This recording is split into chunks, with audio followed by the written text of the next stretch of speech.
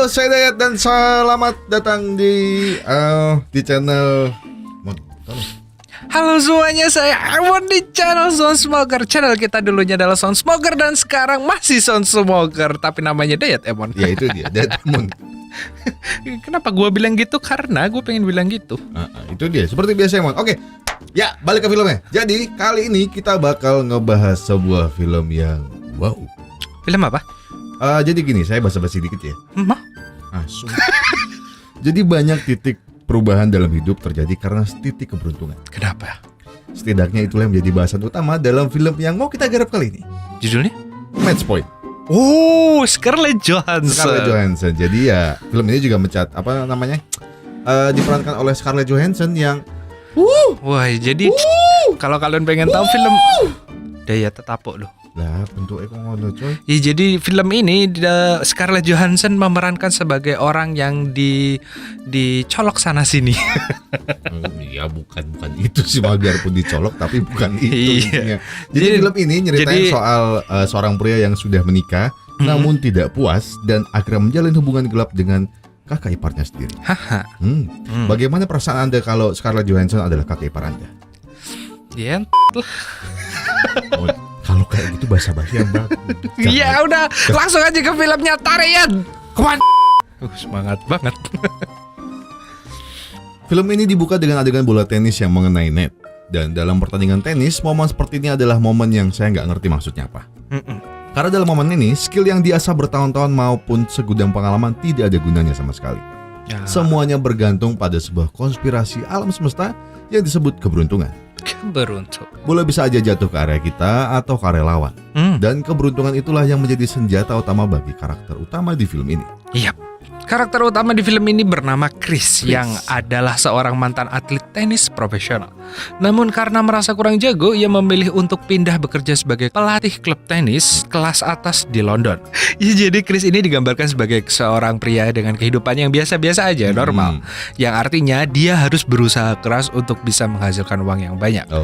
Dan dalam pekerjaannya, ia dipertemukan dengan seorang pria kaya yang bernama Tom. Terus disuruh Enggak. Maaf. Karena kesukaannya yang sama terhadap pertunjukan opera, mereka pun cepat akrab. Dan Tom bahkan mengajak Chris menonton opera bersama keluarganya yang merupakan keluarga yang dianugerahi harta yang sangat melimpah. Orang kaya. Orkai. Dari situ, Tom kerap mengundang Chris ke kediaman keluarganya untuk bermain tenis atau menghadiri acara keluarga mereka. Perlahan, Chris pun mulai menjalin hubungan dekat dengan adik Tom, yakni seorang gadis yang imut bernama Chloe. Waktu menghadiri Mama. Iya, Mon, ada apa manggil ibu? Tiba-tiba pengen mama. Pulang. Iya, bentar. Besok pulang sendirian sih. Waktu menghadiri pesta di kediaman Tom, Chris tidak sengaja bertemu dengan seorang wanita yang sangat enak bernama Nola. Lewat pandangan pertama, Chris seakan tersihir oleh pesona sensual Nola yang suka bikin para dokter pusing karena gak ada obatnya. Namun sialnya, Nola rupanya adalah milik Tom yang kini sudah menjadi tunangannya.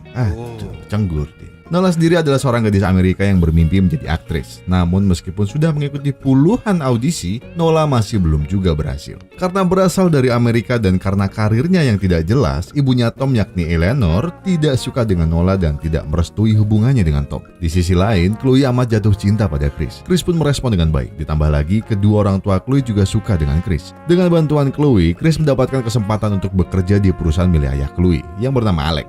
Berkat ini, kehidupan dan status sosial Chris langsung melesat cepat. Dalam tempo singkat, dirinya mendapatkan posisi tinggi di perusahaan tersebut. Ayah, kenapa ayah tidak ada kenalan orang dalam? Ayah, kenapa ayah tidak punya kenalan orang dalam? Harusnya saya sudah sukses, ayah. Tanpa ia sadari, hubungannya dengan Chloe membuat dirinya jadi terlena. Harta, tahta, dan Pevita. Semuanya kini ia miliki dengan mudah. Kendati demikian, namanya lelaki memang tidak pernah puas. Meski menjalin hubungan yang erat dengan Chloe, Chris masih saja penasaran dengan Nola. Ia bahkan bersedia menjadi bahu untuk bersandar kala Nola membutuhkan dukungan emosional saat dirinya sedang terpuruk dalam kegagalan karirnya. Suatu hari, Eleanor mengutarakan kekecewaannya pada Nola dan menyindir soal karirnya yang tak kunjung sukses. Mendengar ini, Nola pun sakit hati dan langsung pergi keluar rumah. Melihat Nola jalan sendirian di tengah hujan, Chris pun pergi mengikutinya ke tengah ladang. Dalam kondisi sedikit oleng dan didukung rintik hujan yang membasahi nurani, Nola dan Chris pun mulai barter liur dan dilanjut bergulat penuh kasih sayang di antara rumput ilalang yang bergoyang. Sejak saat itu, Chris pun semakin agresif mendekati Nola. Meski Nola sendiri merasa percocok tanamannya dengan Chris di ladang hanyalah kesalahan belaka dan tidak boleh diulangi. Terlebih lagi karena mereka sudah punya pasangan masing-masing. Waktu pun berlalu, dan Chris dan Chloe pun akhirnya melanjutkan hubungan mereka ke jenjang pernikahan. Namun setelah menikah, justru muncul masalah baru. Chloe menuntut agar Chris segera menanamkan benih di rahimnya, karena dirinya tidak sabar ingin punya momongan. Tapi meski sudah mencoba berkali-kali, Chris tidak kunjung berhasil menghamili istrinya. Tekanan ini juga membuat Chris jarang mood untuk menggenjot istrinya sendiri. Ditambah lagi, suatu hari Tom cerita kalau dia udah putus sama Nola. Rupanya selain lelah karena sindiran ibunya, Tom juga jatuh cinta dengan wanita lain. Mendengar ini, Chris langsung melihat adanya kesempatan. Ia langsung mau coba mengontak Nola, tapi sayangnya Nola sudah pergi dan tidak bisa dihubungi sama sekali. Hingga suatu hari, Chris janjian sama Chloe buat ngeliat pameran di museum. Di sana seketika ia melihat sosok Nola. Chris pun langsung mendekati Nola dan menanyakan kabarnya. Tapi belum sempat ngajak ngapa-ngapain, Chloe muncul. Sebelum berpisah, Chris meminta Nola memberikan nomor HP-nya, dan Nola pun akhirnya memberikannya pada Chris dengan terpaksa. Tanpa basa-basi, sepulang dari museum, Chris langsung menggenjot Nola di apartemennya. Dan mereka pun melaksanakan perselingkuhan paling bikin iri di abad ini. Perselingkuhan ini berlangsung cukup sering dan berangsur-angsur. Berangsur-angsur emang dicicil, Mbak. Tentunya. Tidak mungkin kan cicil dek sekarang kepalanya ya, besok sore sama badannya sedikit. Besok sore sama badannya sekarang nggak mungkin berangsur-angsur. Baca yang benar. Jadi ingat ya, nggak ada kentut yang dicicil. Kalau kentut udah blok masuk kepalanya dulu, jangan yang lain. Kalau yang lain masuk rusak kue. Perselingkuhan ini berlangsung cukup sering dan berulang-ulang. Chris pun selalu mencuri-curi waktu untuk menemui Nola, baik itu di saat bekerja maupun saat acara keluarga. Menantang sekali. Namun tak ada gading yang tak retak. Segala cinta dan genjotan yang Chris berikan mulai membuat Nola posesif. Nola mengutarakan kecemburuannya pada Chloe. Dan mendengar ini, Chris pun bilang kalau dia mungkin aja akan meninggalkan Chloe demi Nola. Nola tentu saja senang dengan perkataan itu dan membuatnya makin garam melayani Chris dengan adu kelon. Hingga suatu hari saat Chris sedang kumpul dengan keluarga besarnya, Chris mendapat telepon dari Nola. Nola meminta Chris untuk segera menemuinya sekarang. Namun Chris tidak bisa karena lagi ada acara keluarga. Dengan penuh kenekatan, Nola menelpon langsung ke rumah keluarga Chloe. Chris sontak langsung marah. Tapi amarahnya langsung dipatahkan oleh Nola yang mengabarkan kalau dia sedang hamil anak Chris. Kabar ini menyambar Chris layaknya petir di malam hari. Chris meminta Nola untuk menggugurkan bayinya, namun Nola menolak karena dia sudah melakukannya sebanyak 2 kali sebelumnya. Jadi dia tidak mau melakukannya lagi. Nola meminta Chris untuk menepati janjinya, yakni meninggalkan Chloe secepat mungkin dan menikahi dirinya. Esoknya, Chris menemui Chloe untuk mengatakan yang sejujurnya. Namun ia mengurungkan niatnya. Melihat gerak-gerik Chris yang mencurigakan, Chloe langsung bertanya apakah Chris sedang selingkuh. Tapi Chris langsung menyangkalnya dengan tegas. Chris kembali menemui Nola. Ia bilang kalau ia masih belum bisa jujur pada Chloe. Ia meminta Nola untuk bersabar dan menunggunya 3 minggu lagi karena akan ada acara liburan keluarga. Namun Nola tampak tidak terima. Tapi rupanya Chloe memberitahu Chris kalau liburannya dibatalkan karena salah satu anggota keluarganya ada yang sakit. Tapi busuknya, Chris tidak memberitahu Nola dan tetap berpura-pura bahwa dia sedang liburan ke luar negeri. Namun sialnya, beberapa hari kemudian Nola melihat Chris berjalan ke mobilnya di seberang jalan. Padahal Chris mengaku sedang berada di Yunanan. Yunani, bukan Yunanan. Tidak ada negara namanya Yunanan. Kalau daerah Yunan ada, Yunanan tidak ada. Esoknya waktu Chris pulang, Nola langsung mencegatnya dan berteriak marah-marah layaknya kesetanan, sembari menyebut Chris sebagai pembohong. Chris pun langsung panik dan mengajak Nola pulang naik taksi. Setibanya di apartemen, Nola tampak masih gusar. Akhirnya Nola pun memberi ultimatum pada Chris. Kalau Chris tidak juga menceraikan istrinya, dia sendiri yang akan membeberkan semuanya pada Chloe. Malam itu, Chris pun sulit tidur memikirkan dilema yang ada di hadapannya. Entah apa yang ada di benak Chris. Hari itu, ia mendatangi basement keluarga mertuanya dan mengambil sebatang shotgun dan beberapa peluru yang ia simpan di dalam tas tenisnya. Malamnya, ia menemui Chloe dan mengajaknya untuk menonton pertunjukan opera yang disukai istrinya tersebut. Chloe tentu saja senang bukan main. Setelah itu, ia menelpon Nola. Ia bilang kalau ia punya kabar gembira dan meminta bertemu di apartemennya sepulang Nola dari kerja. Lalu dengan membawa tasnya yang berisikan shotgun dan menggunakan sarung tangan, Chris pergi ke apartemen Nola. Ia lalu mengetuk pintu tangga kamar seberang Nola, yakni Bu Ispi, yang adalah seorang wanita tua yang tinggal sendirian. Karena Bu Isby mengenali Chris sebagai teman Nola, ia mempersilahkannya masuk. Chris beralasan ia ingin mengecek saluran antena TV karena saluran TV di kamarnya kurang lancar. Tapi saat Bu Isby ke kamar mandi, Chris mulai menyiapkan shotgunnya. Lalu selayaknya pembunuh berdarah dingin, Chris pun langsung menghabisi nyawa nenek-nenek tak bersalah tersebut. Begitu Bu Isby wassalam, Chris langsung melucuti semua perhiasan itu Bu Isby, juga berbagai obat-obatan milik Bu Isby. Ia lalu menaruh perhiasan dan obat-obatan tersebut di dalam tas tenisnya. Ia juga memporak-porandakan barang-barang dan furnitur di apartemen tersebut. Di waktu yang bersamaan, terlihat Nola dalam perjalanan pulang menuju apartemennya. Dan Chloe pun tengah dalam perjalanan menuju gedung opera. Melihat Nola sudah tiba di gedung apartemen, Chris langsung bersembunyi di balik lift. Lalu saat Nola hendak membuka pintu apartemennya, Nola. Mati dong. usai melaksanakan aksi bengisnya, Chris dengan panik langsung lari menuju gedung opera dan nonton bareng Chloe. Esoknya, polisi sudah berkerumun di apartemen tersebut guna menyelidiki TKP. Berdasarkan hasil penyelidikan, mereka menyimpulkan bahwa Bu Isby dibunuh karena perampokan obat-obatan dan perhiasan. Sedangkan Nola dibunuh karena jadi saksi waktu si perampok mau kabur. Keluarga besar Chloe pun syok melihat berita kematian Nola di halaman depan koran itu. Chris pun memasang tampang syok yang cukup meyakinkan. Esoknya Chris mengembalikan shotgun dan peluru yang ia gunakan kembali ke lemari bawah tanah. Setelah itu ia memberitahu Eleonora dan Alex sebuah kabar gembira bahwa akhirnya Chloe hamil. Namun kebahagiaan itu tidak bertahan lama. Beberapa hari kemudian Chris ditelepon oleh pihak kepolisian dan diminta datang ke kantor polisi. Di jalan menuju kantor polisi, Chris berhenti di pinggir sungai dan melemparkan semua obat-obatan dan perhiasan milik Bu Isby tadi ke dalam sungai. Dan terakhir ia juga melemparkan cincinnya.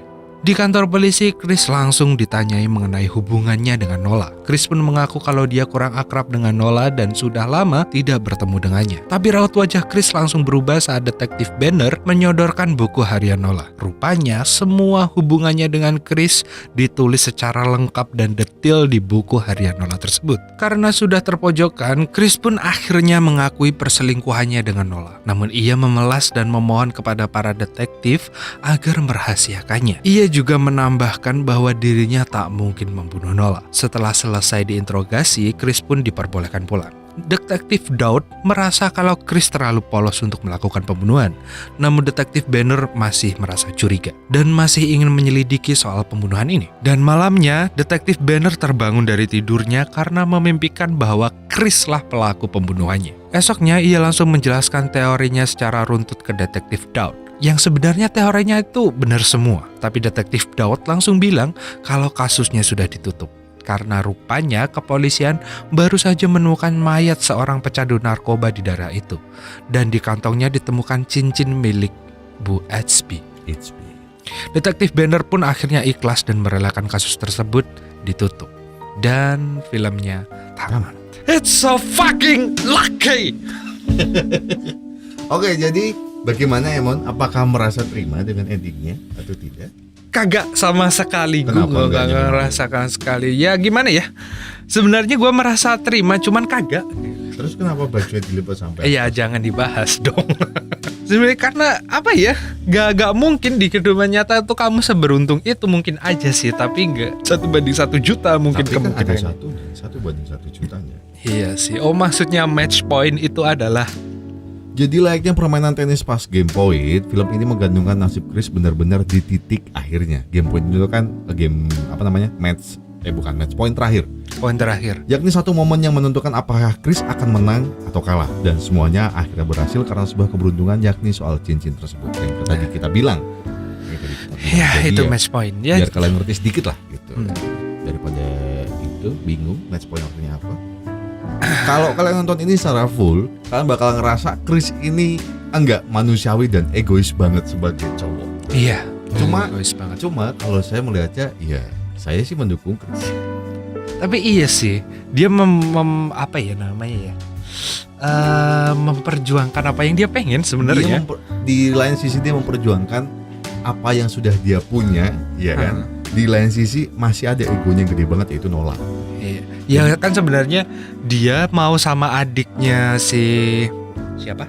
Si Tom. Ah, Dia mau sama adiknya Tom kan karena memang di ditawarin sama Tom dan adiknya memang menyukai si Chris dan didukung orang tuanya. Iya. Dia memiliki kesempatan jadi kaya kalau menikahi adiknya Tom. Cuma memang kalau dari Tapi awal di sisi lain hatinya berkata lain. Dia ingin memnya si Nola. bukan jatuh. Iya ya bener. Cuma gini, kalau dari awal ngeliatin dan merhatiin Chris, sebenarnya Chris itu memang memang kalau dibilangnya kan orang normal biasa yang berusaha keras kan. Iya. Cuma ada beberapa dialog yang dia bilang, ya maksudnya yang menunjukkan Chris itu kalau dia itu memang aku ingin tantangan yang lain. Ini semua terlalu gampang. Ini semua terlalu gampang. Jadi Bener sih. dia membuat masalah sendiri untuk dirinya karena semuanya terlalu gampang dia ngerasanya. Jadi pelajaran apa yang bisa diambil dari film ini? Scarlett Johansson seksi banget sumpah. Ya, pelajaran yang paling penting adalah bersyukur. Iya, bersyukur. Betul juga sih. Bersyukur apapun keadaan kalian sekarang, bersyukur yang kenceng. Ya bahasanya Gusti Paringono Sangar. Iya, Gitu ya. Duh Gusti Paringono Sangar. Lah, jadi buat laki doanya seperti itu. Nah, kayaknya gak perlu panjang lebar karena filmnya sendiri sudah panjang sekali Dan cukup membuat plot twist. dan cukup membuat plot twist karena di akhir-akhir Chris itu selamat dari penjara dan Selamat. tidak ketahuan. Dan untung saja ada orang yang nemuin cincin, jadi dia tidak bersalah. Oke, jadi mungkin segitu aja sih pelajarannya udah ya. Udah nggak ada pelajaran yang tadi lah bersyukur. Yang jelas pelajarannya adalah Scarlett Johansson is the best woman for me. Iya, Setelah ibu saya iya, dan jodoh saya nanti. iya. Siapapun yang sedang sama jodoh saya, tolong jangan di unboxing dulu ya. Saya belum. Di unboxing sih enggak. Di oclak-oclak. Udah deh, sana dan sampai jumpa, dadah. Dan saya Dayat undur diri dan Emon tadi udah dan sampai jumpa di video kita berikutnya. Dadah. Dadah. Yuk semangat ngeditnya yuk.